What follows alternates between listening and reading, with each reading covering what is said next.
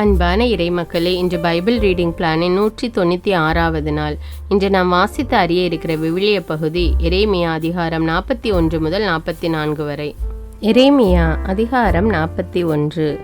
7ஆம் மாதத்தில் அரச குலத்தவனும் அரசனின் உயர் அதிகாரிகளுள் ஒருவனுமான எலிசாமாவின் பேரனும் நெத்தனியாவின் மகனுமான இஸ்மயேல் தன்னோடு 10 பேரை அழைத்து கொண்டு மிஸ்பாவில் இருந்த அகிகாமின் மகன் கெதலியாவிடம் வந்தான்.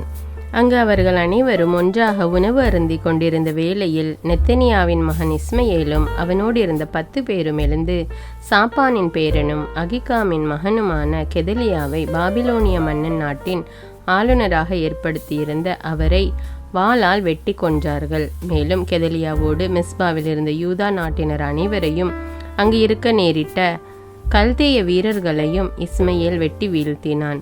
கெதலியா கொலை செய்யப்பட்டு 2 நாள் ஆன பின்னும் அது பற்றி யாருக்கும் தெரியவில்லை. அப்படி இருக்க செக்கேம், சீலோ, சமாரியா ஆகிய இடங்களிலிருந்து தாடியை சிரைத்து கொண்டு ஆடைகளை கிழித்து கொண்டு உடலை கீறி கொண்ட 80 பேர் ஆண்டவரின் இல்லத்தில் ஒப்பு கொடுக்குமாறு தானிய படையல்களும் தூபமும் கையில் ஏந்தி கொண்டு வந்தனர். அவர்களை சந்திக்க நெத்தனியாவின் மகன் இஸ்மயேல் மிஸ்பாவில் நின்று புறப்பட்டு அழுது கொண்டே சென்றான். அவர்களை சந்தித்த போது அகிகாமின் மகன் கெதலியாவை வந்து பாருங்கள் என்று அவர்களிடம் கூறினான்.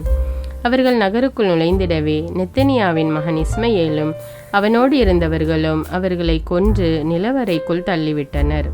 அவர்களுள் 10 பேர் இஸ்மயேலை நோக்கி, எங்களை கொல்லாதீர், ஏனெனில் கோதுமை, வார்கோதுமை, எண்ணெய், தேன் ஆகியவற்றை சேர்த்து வயலில் மறைத்து வைத்திருக்கிறோம் என்றார்கள். எனவே அவன் அவர்கள் சகோதரர்களோடு அவர்களை கொல்லாமல் விட்டுவிட்டேன். நெத்தனியாவின் மகன் இஸ்மயேல் கெதலியாவை முன்னிட்டு கொன்று குவித்த மனிதர்களின் பிணங்கள் எல்லாவற்றையும் ஒரு நிலவறைக்குள் தள்ளி அதை நிரப்பினான். அது இஸ்ரேல் அரசன் பாசாவினின்று தன்னை பாதுகாத்து கொள்ளும் பொருட்டு அரசன் ஆசா வெட்டி இருந்ததாகும். மெய்காப்பாளரின் தலைவர் நெபுசரதான் அகிகாமின் மகன் கெதலியா பொறுப்பில் விட்டிருந்த அரசனின் புதல்வியரையும் மிஸ்பாவில் இருந்த மற்ற மக்கள் எல்லோரையும் இஸ்மயேல் சிறைபிடித்து கொண்டு அம்மோனியரின் நாட்டுக்கு புறப்பட்டு போனான். நெத்தனியாவின் மகன் இஸ்மயேல் செய்திருந்த கொடுமை அனைத்தையும் பற்றி காரையாகின் மகன் யோகனானும் அவரோடு இருந்த படைத்தலைவர்கள் அனைவரும் அறிய வந்த பொழுது அவர்கள் தங்களோடு இருந்த ஆள்கள் எல்லோரையும் அழைத்து கொண்டு நெத்தனியாவின் மகன் இஸ்மயேலோடு போரிட புறப்பட்டு கிபயோனின் பெரிய நீர்நிலை அருகே அவனை நெருங்கினார்கள். இஸ்மயேலின் பிடியில் இருந்த மக்கள் எல்லோரும் காரையாகின் மகன் யோகனானையும் அவரோடு இருந்த படைத்தலைவர்களையும் கண்டு மகிழ்ச்சியுற்றார்கள். இஸ்மயேல் சிறைப்படுத்தி மிஸ்பாவில் இருந்து கூட்டி சென்றிருந்த மக்கள் எல்லோரும் அவனை விட்டுவிட்டு காரையாகின் மகன் யோகனானோடு சேர்ந்து கொண்டார்கள். ஆனால் நெத்தனியாவின் மகன் இஸ்மயேல் 8 பேரோடு யோகனானிடமிருந்து தப்பி அம்மோனியரின் நாட்டுக்கு ஓடி போனான். நெத்தனியாவின் மகன் இஸ்மயேல் அகிகாமின் மகன் கெதலியாவை கொன்ற பின் மிஸ்பாவில் எஞ்சியிருந்தோரை படை வீரர், பெண்டிர், சிறுவர், அரசவையோர் ஆகியோரை சிறபடித்து இழுத்து வந்திருந்தான். இவர்களை காரையாகின் மகன் யோகனானும் அவரோடு இருந்த படைத்தலைவர்கள் அனைவரும் கிபயோனிலிருந்து அழைத்து வந்தார்கள். அவர்கள் எல்லோரும் புறப்பட்டு பெத்லஹேமுக்கு அருகே இருந்த கேருத் கிம்காமினில் தங்கினார்கள். பாபிலோனிய மன்னன் நாட்டின் ஆளுநராக ஏற்படுத்தியிருந்த அகிகாமின் மகன் கெதலியாவை நெத்தனியாவின் மகன் இஸ்மயேல் கொன்று போட்ட காரணத்தினால் அவர்கள் கல்தேயருக்கு அஞ்சி அவர்களிடமிருந்து தப்பிக்கும்படி எகிப்துக்கு போக எண்ணியிருந்தார்கள். எரேமியா அதிகாரம் 42. எரேமியாவின் மன்றாட்டும் ஆண்டவரின் மறுமொழியும். பின்னர் படைத்தலைவர்கள் அனைவரும் காரையாகின் மகன் யோகனானும் ஒசையாவின் மகன் எசனியாவும் சிறியோர் முதல் பெரியோர் வரை மக்கள் எல்லோரும் அருகில் வந்தார்கள். அவர்கள் இறைவாக்கினர் எரேமியாவிடம் சொன்னது, எம் வேண்டுகோளை கேட்டருளும். எங்களுக்காகவும் எஞ்சியிருக்கும் இவர்கள் அனைவருக்காகவும் கடவுளாகிய ஆண்டவரிடம் மன்றாடும். ஏனெனில் நீர் காண்பது போல் திரளாக இருந்த எங்களுள் ஒரு சிலரே எஞ்சியிருக்கிறோம். நாங்கள் நடக்க வேண்டிய வழியையும் செய்ய வேண்டிய செயல்களையும் கடவுளாகிய ஆண்டவர் எங்களுக்கு காட்டி அருள்வாராக. இறைவாக்கினர் எரேமியா அவர்களை நோக்கி, நீங்கள் சொல்வது எனக்கு புரிகிறது. அதற்கிணங்க உங்கள் கடவுளாகிய ஆண்டவரிடம் நான் மன்றாடுவேன். ஆண்டவர் உங்களுக்கு சொல்லவிருக்கும் மறுமொழியை உங்களிடம் தெரிவிப்பேன். உங்களிடமிருந்து ஒன்றையும் மறைக்க மாட்டேன் என்றார். அதற்கு அவர்கள் எரேமியாவிடம் கூறியது, உம் கடவுளாகிய ஆண்டவர் உம் வழியாக எங்களுக்கு வெளிப்படுத்தவிருக்கும் எல்லா சொற்களின்படியும் நாங்கள் நடப்போம் என்பதற்கு ஆண்டவரே நமக்கு இடையில் உண்மையும் நம்பிக்கையும் உள்ள சாட்சி. எங்களுக்கு பிடித்தாலும் பிடிக்காவிட்டாலும் நாங்கள் எம் கடவுளாகிய ஆண்டவரின் குரலுக்கே செவிசாய்ப்போம். அவரிடமே நாங்கள் உம்மை அனுப்பி வைக்கிறோம். ஏனெனில் எம் கடவுளாகிய ஆண்டவரின் குரலுக்கு நாங்கள் செவிசாய்க்கும் பொழுது எங்களுக்கு நன்மையே விளையும். 10 நாள்களுக்கு பின்னர் ஆண்டவரின் வாக்கு எரேமியாவுக்கு அருளப்பட்டது. எனவே அவர் காரையாகின் மகன் யோகனானையும் தம்மோடு இருந்த படைத்தலைவர்கள் அனைவரையும் சிறியோர் முதல் பெரியோர் வரை மக்கள் எல்லோரையும் அழைத்தார்.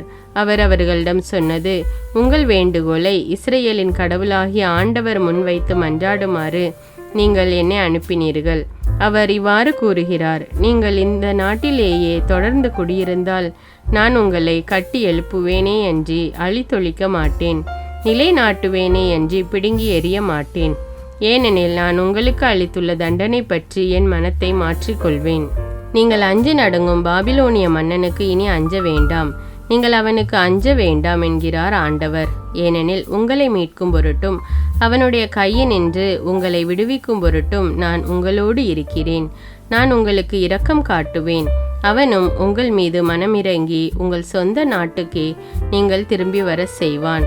ஆனால் நீங்கள் நம் கடவுளாகிய ஆண்டவரின் குரலுக்கு செவிகொடாது, இந்த நாட்டில் நாங்கள் குடியிருக்க மாட்டோம், நாங்கள் எகிப்து நாட்டுக்கு போயே தீருவோம், அங்கே போர் இருக்காது, போர் முரசு ஒலிக்காது, உணவு பஞ்சம் இராது, நாங்கள் அங்கேயே குடியிருப்போம் என்று கூறுவீர்களானால், யூதாவில் எஞ்சியிருப்போரே, இப்பொழுது ஆண்டவரின் வாக்கை கேளுங்கள்.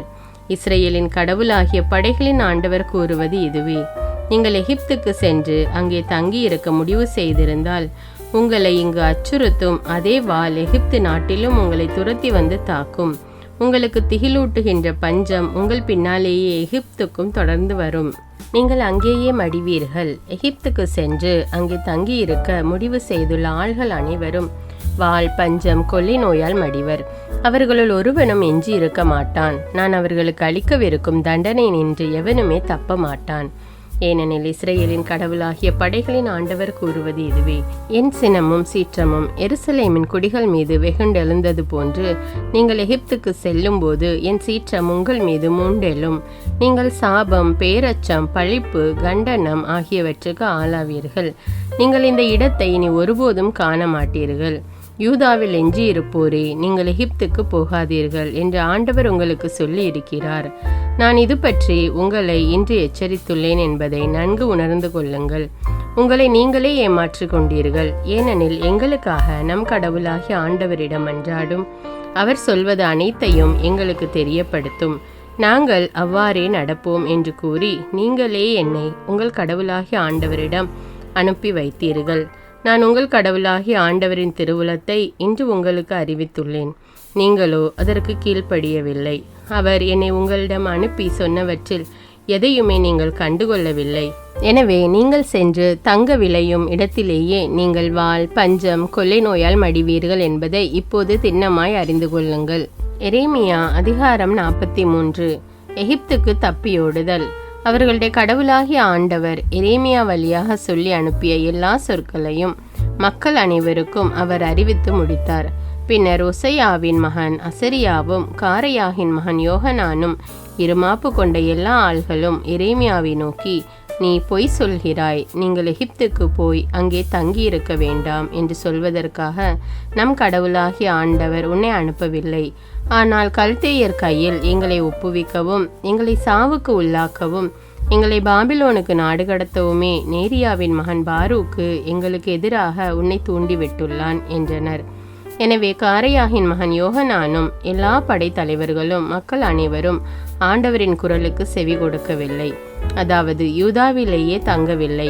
காரையாகின் மகன் யோகனானும் படைத்தலைவர்கள் அனைவரும் யூதா நாட்டில் வாழும் பொருட்டு தாங்கள் விரட்டி அடிக்கப்பட்டிருந்த அனைத்து நாடுகளினின்றும் திரும்பி வந்திருந்த யூதாவில் எஞ்சினோர் அனைவரையும், அதாவது ஆண், பெண், சிறுவர், அரசனின் புதல்வியர் ஆகியோரையும், சாப்பானின் பேரனும் அஹிகாமின் மகனுமான கெதலியாவின் பொறுப்பில் மெய்காப்பாளரின் தலைவர் நெபுசரதான் விட்டு வைத்திருந்த எல்லாரையும், இறைவாக்கினர் எரேமியாவையும் நேரியாவின் மகன் பாரூக்கையும் கூட்டிக் கொண்டு எகிப்து நாட்டுக்கு போய் தகபனகேசை அடைந்தனர், ஏனெனில் அவர்கள் ஆண்டவரின் குரலுக்கு செவி கொடுக்கவில்லை.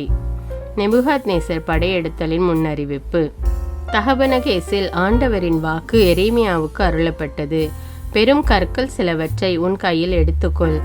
தகபனகேசில் பார்வோன் அரண்மனை வாயில் களத்தில் உள்ள காரையில் யூதா மக்கள் முன்பாக அவற்றை மறைத்து வை. பிறகு நீ அவர்களிடம் சொல்ல வேண்டியது, இஸ்ரேலின் கடவுளாகிய படைகளின் ஆண்டவர் இவ்வாறு கூறுகிறார், என் ஊழியனும் பாபிலோனிய மன்னனுமான நெபுகாத்நேசரை இங்கு வரவழைப்பேன். நான் மறைத்து வைத்துள்ள இந்த கற்கள் மீது அவன் தன் அரியணையை அமைத்து தன் கொற்றக்குடையை விரித்து வைப்பான். அவன் வந்து எகிப்து நாட்டை தாக்கி அழிப்பான். கொள்ளை நோய்க்குரியோர் கொள்ளை நோய்க்குள்ளாவர், நாடு கடத்துதலுக்குரியோர் நாடு கடத்தப்படுவர், வாளுக்குரியோர் வாளால் மாழ்வர். மேலும் அவன் எகிப்திய தெய்வங்களின் கோவில்களை தீக்கிரையாக்குவான், அத்தெய்வ சிலைகளை எரித்து தூக்கி செல்வான்.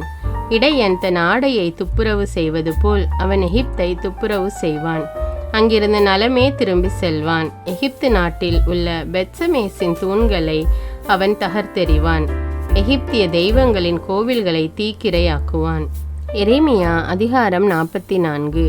எகிப்தில் இஸ்ரேலுக்கு அருளப்பட்ட இறைவாக்கு. எகிப்து நாட்டின் மிக்தோல், தகபனகேசு, தப்னீஸ், மெம்பிசு ஆகிய நகர்களிலும் பத்ரோசு நாட்டிலும் வாழ்ந்து வந்த யூதர் எல்லோரையும் குறித்து எரேமியாவுக்கு அருளப்பட்ட வாக்கு. இஸ்ரேலின் கடவுளாகிய படைகளின் ஆண்டவர் இவ்வாறு கூறுகிறார், எருசலேம் மீதும் யூதாவின் எல்லா நகர்கள் மீதும் நான் வருவித்துள்ள தண்டனையை நீங்கள் பார்த்திருக்கிறீர்கள். இதோ இன்று அவை பாலடைந்து குடியிருப்பாரற்று கிடக்கின்றன. ஏனெனில் அவர்களோ நீங்களோ உங்கள் மூதாதையரோ அறிந்திராத வேற்று தெய்வங்களை அவர்கள் நாடி சென்று தூபம் காட்டி அவற்றை தொழுததன் மூலம் தீச்செயல் புரிந்து எனக்கு சினமூட்டினார்கள். இருப்பினும் நான் என் ஊழியரான இறைவாக்கினர் அனைவரையும் திரும்ப திரும்ப உங்களிடம் அனுப்பி வைத்து நான் வெறுக்கின்ற இந்த அருவருப்பான செயலை செய்யாதீர் என்று சொல்ல செய்திருந்தேன். அவர்களோ அதை கேட்கவில்லை, காதில் வாங்கிக் கொள்ளவும் இல்லை. தங்கள் தீச்செயலை விட்டு திரும்பவில்லை, வேற்று தெய்வங்களுக்கு தூபம் காட்டுவதை நிறுத்தவும் இல்லை. எனவே என் சீற்றமும் சினமும் யூதாவின் நகர்கள் மேலும் எருசலேமின் தெருக்கள் மேலும் மூண்டெழுந்து அவற்றை தீக்கிரையாக்கின. இன்று காண்பது போல் அவை பாலடைந்து ஆளரவமற்று போயின. இப்போது இஸ்ரேலின் கடவுளாகிய படைகளின் ஆண்டவர் இவ்வாறு கூறுகிறார், உங்களுள் ஒருவன் கூட எஞ்சியிராதபடி ஆண், பெண், சிறுவர், குழந்தை ஆகிய அனைவரையும் யூதாவினின்று அழித்து விடுவதன் மூலம் நீங்கள் உங்களுக்கே பெரும் தீங்கை விளைவித்து கொள்ள பார்க்கிறீர்களே. அது ஏன்? நீங்கள் தங்கியிருக்க வந்துள்ள எகிப்து நாட்டில் வேற்று தெய்வங்களுக்கு தூபம் காட்டுதல் போன்ற உங்கள் செயல்களால் ஏன் எனக்கு சினமூட்டுகிறீர்கள்? நான் உங்களை அழிக்க உலகின் எல்லா மக்களினத்தார் மத்தியிலும் நீங்கள் பழிப்புக்கும் கண்டனத்துக்கும் உள்ளாவதற்கா இவ்வாறு செய்கிறீர்கள்? உங்கள் மூதாதையரின் தீச்செயல்களையும் யூதா அரசர்களின் தீச்செயல்களையும் அவர்களுடைய மனைவியரின் தீச்செயல்களையும் உங்களுடைய சொந்த தீச்செயல்களையும் யூதா நாட்டிலும் எருசலேமின் தெருக்களிலும் உங்கள் மனைவியர் செய்த தீச்செயல்களையும் நீங்கள் மறந்து போய்விட்டீர்களா? இந்நாள் வரை அவர்கள் எனக்கு பணிந்து போகவில்லை, அஞ்சி நடக்கவில்லை. உங்களுக்கும் உங்கள் மூதாதையருக்கும் நான் கொடுத்திருந்த திருச்சட்டத்தின்படியும் நியமங்களின்படியும் ஒழுகவும் இல்லை. எனவே இஸ்ரேலின் கடவுளாகிய படைகளின் ஆண்டவர் இவ்வாறு கூறுகிறார், உங்களுக்கு தண்டனை அளிக்கவும் யூதா முழுவதையும் அளிக்கவும் நான் முடிவு செய்துள்ளேன். எகிப்து நாட்டிற்கு வந்து தங்கியிருக்க முடிவு செய்துள்ள யூதாவின் எஞ்சினோரை நான் தாக்க அவர்கள் எல்லோரும் அழிந்து போவார்கள். எகிப்து நாட்டில் அவர்கள் அனைவரும் வீழ்ச்சியுறுவார்கள். வாளுக்கும் பஞ்சத்துக்கும் அவர்கள் இரையாவார்கள். சிறியோர் முதல் பெரியோர் வரை அவர்கள் எல்லோரும் வாளாலும் பஞ்சத்தாலும் அடிவார்கள். சாபம், பேரச்சம், பழிப்பு, கண்டனம் ஆகியவற்றுக்கு ஆளாவார்கள். எருசலேமை வாள், பஞ்சம், கொள்ளை நோயால் நான் தண்டித்துள்ளது போன்று எகிப்து நாட்டில் வாழ்வோரையும் தண்டிப்பேன். எகிப்து நாட்டில் தங்கியிருக்கும்படி வந்துள்ள யூதாவின் எஞ்சியோருள் எவருமே தப்ப மாட்டார், உயிர் பிழைக்கவும் மாட்டார். யூதா நாட்டில் குடியிருக்கும் பொருட்டு அங்கு திரும்பி செல்ல ஆவலோடு எங்கியும் அங்கு திரும்பி செல்ல மாட்டார். தப்பியோடுவோரை தவிர வேறு எவருமே திரும்பி செல்ல மாட்டார்.